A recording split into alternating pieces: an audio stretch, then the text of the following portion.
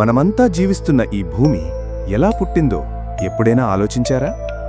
ఈరోజు భూమి పుట్టుకకు సంబంధించిన అద్భుత కథ తెలుసుకుందాం.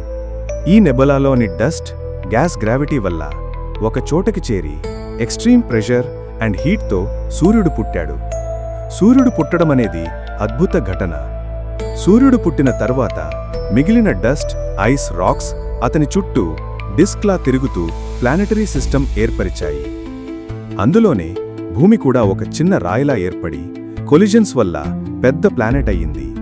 ఆ కొలిజన్స్ వల్ల భూమి పూర్తిగా ఫైర్ బాల్లా మారింది. భూమి మొదట మోల్టెన్ లావాతో నిండి ఉండేది. ఎక్కడ చూసినా ఫైర్, లావా ఓషన్స్. సర్ఫేస్ ఎప్పటికీ స్టేబుల్గా ఉండేది కాదు. కాలక్రమంలో భూమి పైభాగం కూలడుతూ సాలిడ్ క్రస్ట్ ఏర్పడింది. ఆ క్రస్ట్లో కంటిన్యూస్ వాల్కానిక్ ఎరప్షన్స్ జరిగేవి. వాల్కానో ఎరప్షన్స్ వల్ల గ్యాసెస్ రిలీజ్ అవుతూ అట్మాస్ఫియర్ ఫార్మ్ అయ్యింది. ఇవే ఫ్యూచర్ రెయిన్ఫాల్కి కారణమయ్యాయి.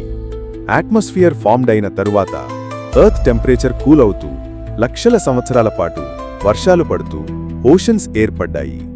కొందరు శాస్త్రవేత్తల అంచనా ప్రకారం కామెట్స్ అండ్ ఆస్ట్రాయిడ్స్ ఇంపాక్ట్స్ వల్ల కూడా భూమికి వాటర్ వచ్చి ఉంటుందని అంటారు. ఇలా ఓషన్స్ ఏర్పడి సర్ఫేస్ స్టేబుల్ అయ్యాక భూమి మీద టెంపరేచర్ బ్యాలెన్స్ ఏర్పడి జీవితం పుట్టే స్టేజ్కి వచ్చింది.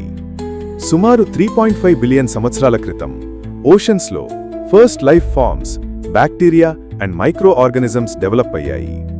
వాటి నుంచి ఆల్గే ప్లాంట్స్ డెవలప్ అవుతూ ఫోటోసింథసిస్ ద్వారా ఆక్సిజన్ రిలీజ్ అయ్యింది. మొదటగా ఓషన్స్లో ఫిష్ లాంటి మెరీన్ లైఫ్ ఫార్మ్స్ డెవలప్ అయ్యాయి. అవే దశలవారీగా ఇవాల్వ్ అవుతూ ల్యాండ్ యానిమల్స్గా మారాయి. జీవరాశి అనేక కోట్ల ఏళ్లుగా ఇవాల్వ్ అవుతూ మంకీస్, ఏప్స్, చివరికి మనుషులు డెవలప్ అయ్యారు.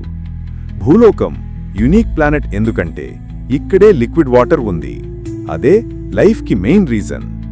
భూమి పుట్టుక అనేది యూనివర్స్లో ఒక అద్భుతం. బిలియన్స్ ఆఫ్ ఇయర్స్ జర్నీ వల్లే మనం ఇక్కడ ఉన్నాం. ఈ సృష్టి గురించి ఇంకా ఎన్నో రహస్యాలు తెలుసుకోవాలి.